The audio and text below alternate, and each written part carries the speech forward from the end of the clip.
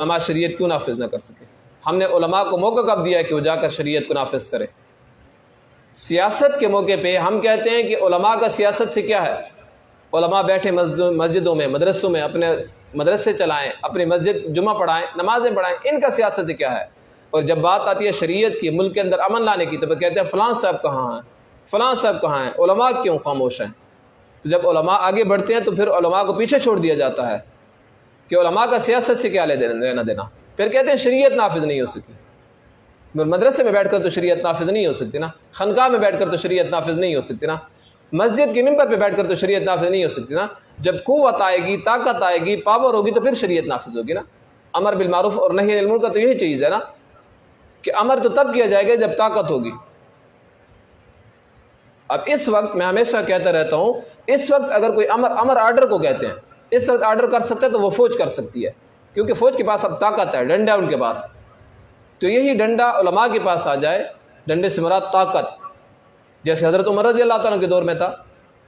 ابھی بھی مکہ اور مدینہ میں اذان ہو جاتی ہے، دکانیں کھلی کی کھلی رہ جاتی ہیں، لوگ نماز کے لیے چلے جاتے ہیں۔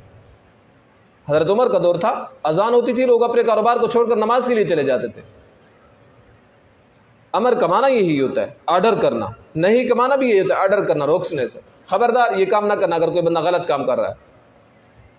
اب اگر ایک بندہ، ہم میں سے اگر کوئی بندہ کہیں پہ کوئی غلط کام ہو رہا، گناہ کا کام ہو رہا، اور دوسرے کہ خبردار یہ کام نہ کرنا، تیرا اپنا کام ہے، میں اپنا کام کرنے پہ، میں اپنا گناہ کرنے پہ، تیرے میرے ڈل کے، تو اس کو پھر کیا جواب دیں گے؟ اب ڈنڈے اٹھائیں گے، لڑائی کریں گے۔ اتنی طاقت ہے ہمارے پاس، اتنے افراد ہیں ہمارے پاس۔ یہ تو وہ بندہ کر سکتا ہے جس کے پاس حکومت ہو، جس کے پاس اختیار ہو۔ امر بھی وہی کر سکتا ہے، نہیں بھی وہی کر سکتا ہے۔ کسی کام کے کرنے کا آرڈر بھی وہی دے سکتا ہے، کسی کام سے رکنے کا آرڈر بھی وہی دے سکتا ہے جس بندے کے پاس طاقت ہو۔ تو اللہ تعالیٰ فرماتے ہیں وَقَاتِلُوا مَتَّى لَا تَكُونَ فِتْنَةٌ وَيَكُونَ الدِّينُ لِلَّهِ، ان سے لڑتے رہو یہاں تک کہ فساد باقی نہ رہے اور دین اللہ کا قائم ہو جائے۔ فَإِنِ انْتَهَوْا، پھر وہی اللہ تعالیٰ نے کہا اگر وہ رک جائیں اس لڑائی سے، اس فساد سے، اس فتنے سے، فَلَا عُدْوَانَ إِلَّا عَلَى الظَّالِمِينَ، تو ظالموں کے سوا کسی پر سختی نہ کی جائے۔ ہاں جو ظلم کر رہے ہوں پھر ان پر سختی کی جائے گی، اس کے علاوہ کسی پر سختی نہیں کی جائے گی۔ اللہ تبارک و تعالی ہمیں قرآن احکامات کو سمجھنے کی توفیق نصیب فرمائے۔